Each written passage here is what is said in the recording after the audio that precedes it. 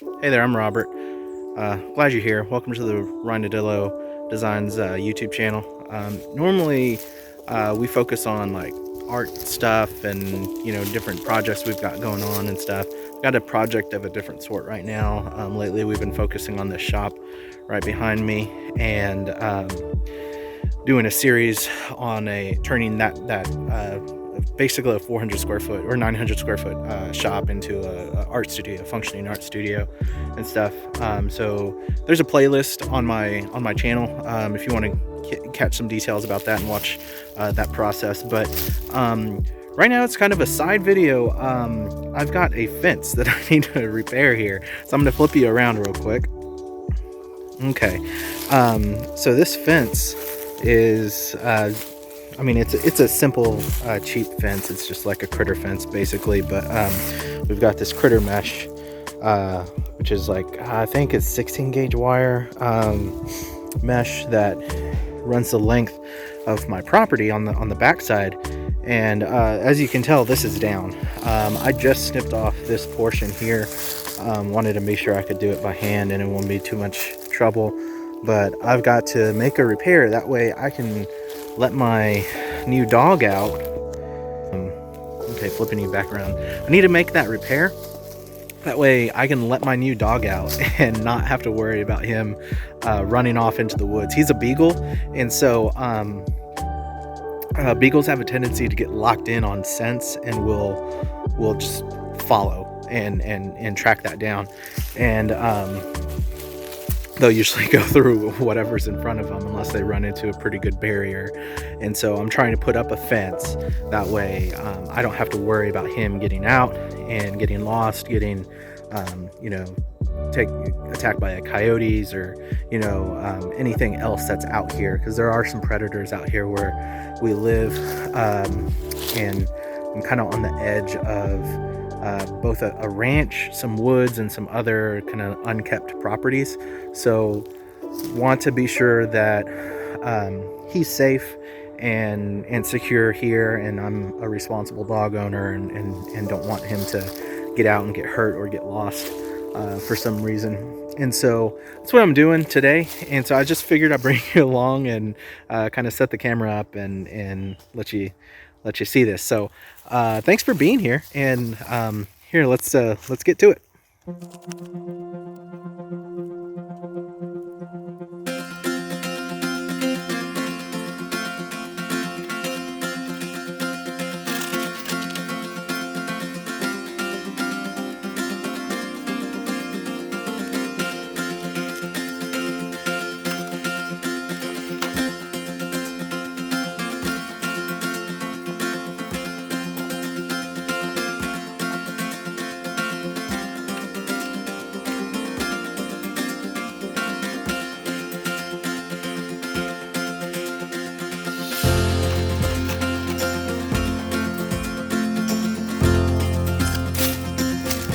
Okay, just trying to make this somewhat of a more manageable mess, if you will. That line, that fence was pretty old, and you can tell that, the local flora have been pushing on it and bending it. And I mean, I have a whole roll of wire here that is going to be rolled up and used to tie on the new fence. But this just came apart because plants and trees and everything have been pushing on that old fence there for probably, I don't know how many years. And so this is what we do. Just recycle this or reuse it anyways. Probably going to use this to tie on the new fence if I need to make any ties and tie it to the existing fence. So that's what I'm going to do. Just to give you an idea, this part right here, it's seen better days, but I'm going to go ahead and kind of straighten this out. It's only a little 4-foot fence. It's not anything special. It's just wire, 16 gauge wire. This is flimsy right here. This is what was holding it on down the entire line. And so that's probably gonna get thrown away. But as far as this goes, I'll probably straighten this out, tie in the new fence somewhere down. As far as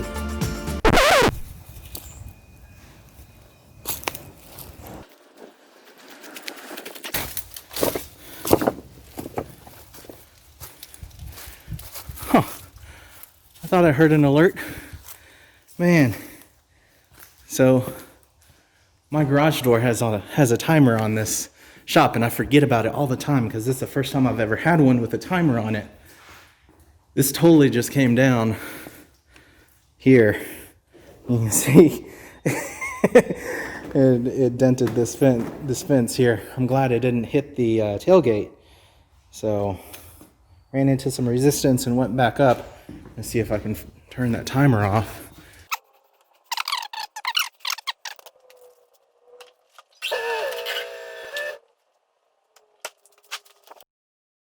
Okay, that shouldn't happen again. Oh man, scared the crap out of me. I heard it sounded like a car driving up, and I heard a little warning beep that it does, and it's just a constant ring. It's a constant beep, you know. So it sounded like somebody was driving up on into my backyard. Definitely didn't want that to happen. All right. Where was I? Oh yeah, okay. So this guy here, this part here, I'm gonna set you down real quick.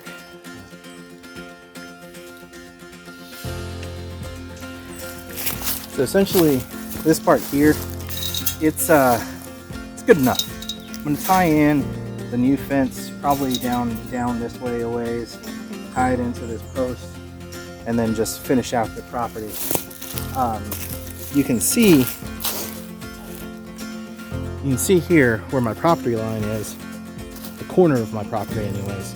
So obviously we've got a few things. We've got a down tree that's right here. My property line, that's that tree's within my property line here.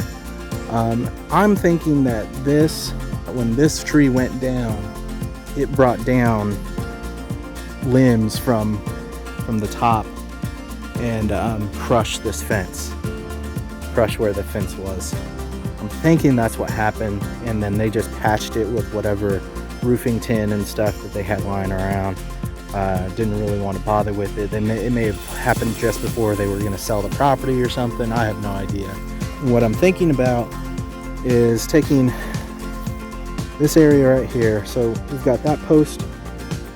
I'm just going to extend that line down to just in front of this tree here, and then cut in to this existing fence post here, and that'll make it to where I only have to drop one post here. And I have a couple others that I got that I'm thinking about closing in this back portion behind the shop here, because I've got wood back here, and as far as fence line and stuff that I'm planning to use for other projects down the road. It's out here nice and weathered and stuff, and you know, it is what it is. And I've got some other things back here that I just don't want my dog getting into. There's a dig spot, or a root spot down here. You can see where some erosion has happened, either from water and just weather, or animals, or both. And so this may have been a dig spot where dogs or other critters would come in and out. I want to fill this in eventually, but that's definitely not in the project today. So that's not something that I'm going to be doing today. But I've got some limited time today. Just took a day off of work and needed to get some projects done. This was one of them. I'm gonna go ahead and let this camera keep rolling, and we'll just get into it. All right.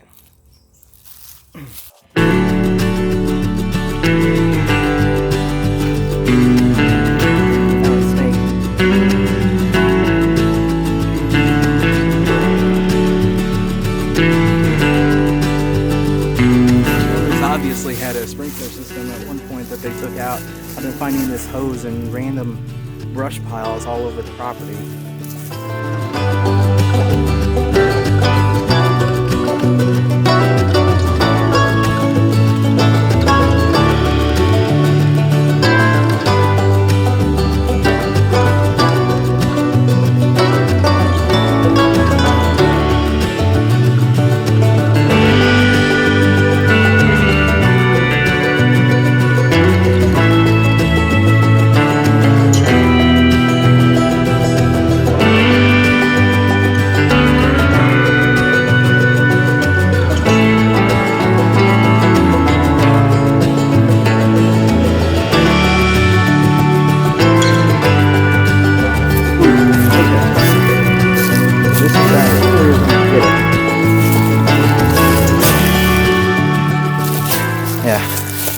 that's about as clear as I'm gonna get it. There's a bunch of thorn vines and stuff out there, and snakes and good stuff. So anyways, it's about as clear as I'm gonna get it. So I'm gonna go ahead and get the fencing and get the post and get everything in, and hopefully it goes together pretty quick.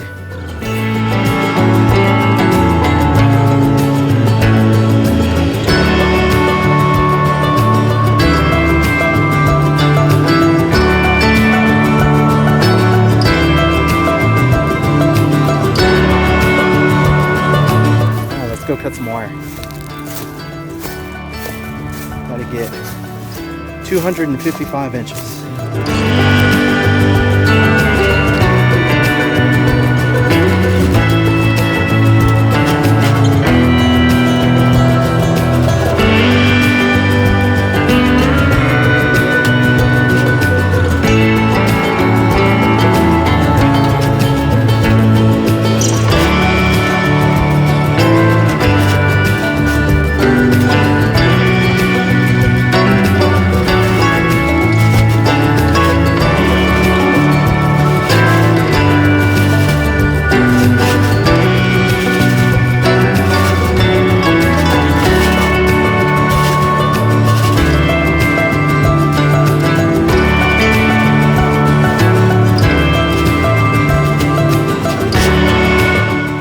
Okay, if my math was right, that should be what I need.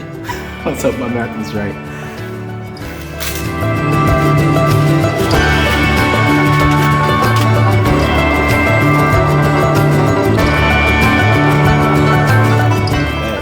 And instead of using pliers that can accidentally snip a line, these pliers.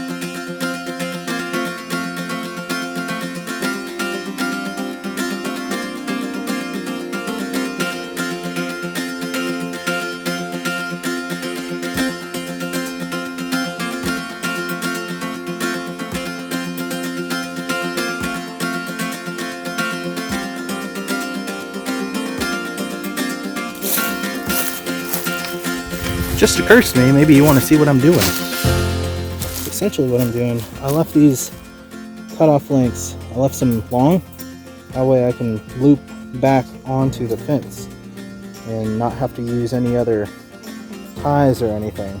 So I just bend that on around.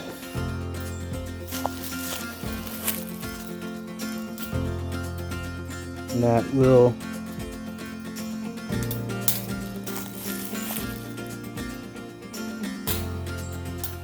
secure it enough to the current fence, and it shouldn't be going anywhere. Once you have all however many of these are there, it won't be going anywhere.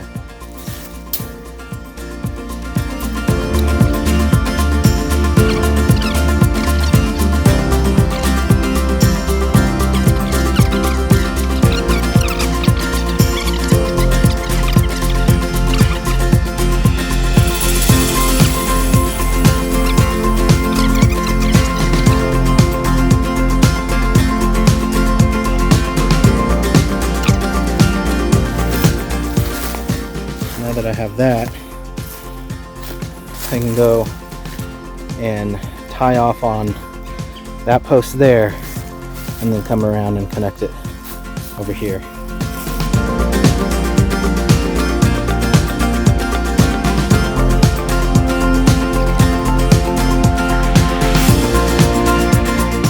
And a mini sledge is good enough for something like this. If you're just doing one, if you're doing an entire fence line, go ahead and get you one of those little fancy post hole drivers. They'll save your back.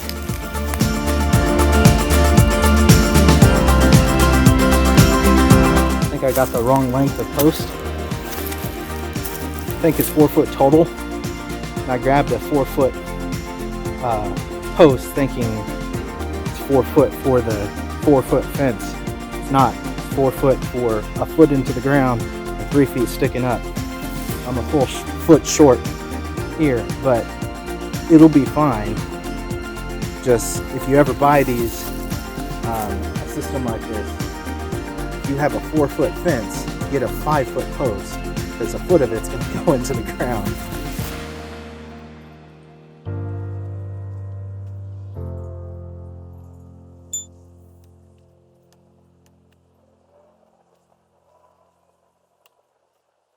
What you see me struggling with there is the actual connections on that post. They're not quite lining up because I've bent things around and stuff, and I've never done this before, so I'm not sure if you're supposed to put them on before or after, but I'm pretty sure it's before.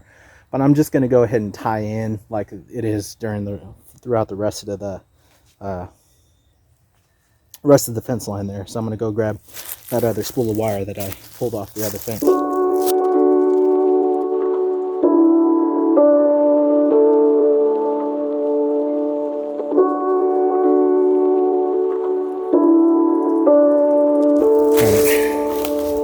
Show you what I'm doing here. Okay, that first one I did is a little bit out of frame, but I'll show you what I'm doing with the next one. So essentially, I'm taking my makeshift spool here.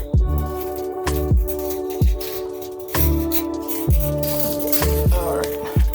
Taking my makeshift spool here, just saying, you know what, I think I need about that much. Plenty. It's long, whatever. It's not wasteful because it's coming off of previous fence. So I'm gonna loop it through this hole right here on the back side, about halfway, a little bit less than halfway. That way it can come around the side and meet up. Meet up pretty evenly with itself, folded in half, see? And then from there, you just get it, pull it tight, give it an initial twist, and then you can pull these a little bit closer to grab them. And depending on your pliers, these can cut, so I'm trying not to grab it with the cut side. But yeah, you essentially just twist it. Alright. If you have a better way of doing this, let me know in the comments, because I have no idea. This is the first time I'm doing anything like this. I'm just going off of what the little bit I know and what I assume from watching other people and just the way that these are made. So and looking at the previous fence line. So I'm gonna go ahead and finish this off.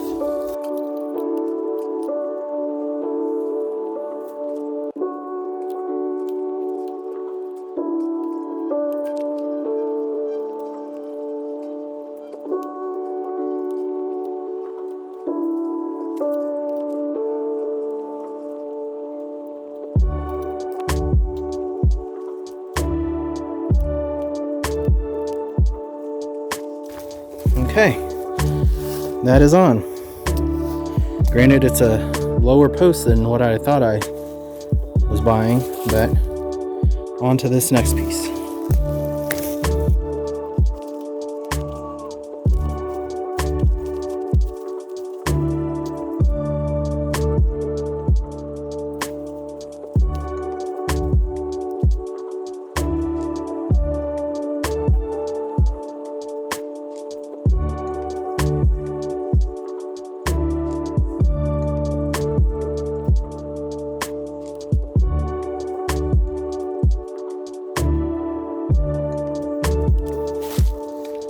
Okay,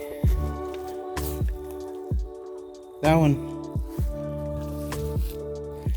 one's completely tied in, and so I got in at the good part of the old fence where it starts getting, where all the welds are still holding and stuff, and then I'm gonna go ahead and tie this in to this existing post, and then I'm gonna tie the new fence into that existing post down there where I connected as well. That should secure everything up, and there really shouldn't be any other problems with this, other than, you know, making sure that everything's sitting well on the ground, where there's no areas where the dog can dig in or get under, or anything else can come under through. I've had skunks in the area, so that's something that we deal with here, and occasionally other dogs that are basically just wild come through here, and they've jumped this fence and come dig up the yard and, you know, play chase and everything. And then there's a baseball field that's back here that they hop the fence and go into the baseball fields out toward the neighborhood, where I suspect they probably have an owner, but I'm not sure. And if they do, they're not really a good owner if they're letting their dogs run loose like that.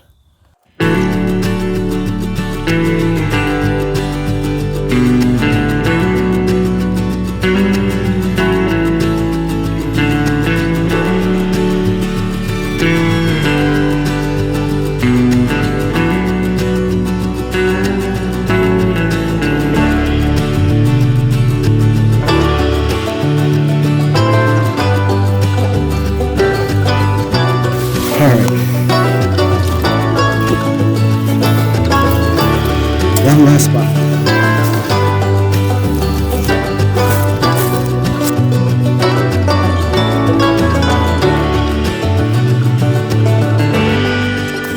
Since this last row is tied in to the fence, I'm tying this second row, the second column, in to the post. That way it's there at 2 points. I don't know if that's standard practice, but it seems like a good thing to do.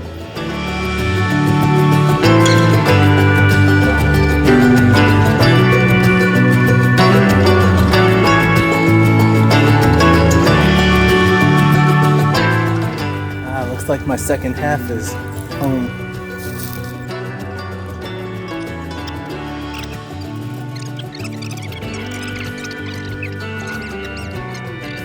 This is a 4-foot by 50-foot, or a 4-foot tall fence. Yeah. And the posts that I got were 4-foot posts. Well, a foot of it goes into the ground. Yeah.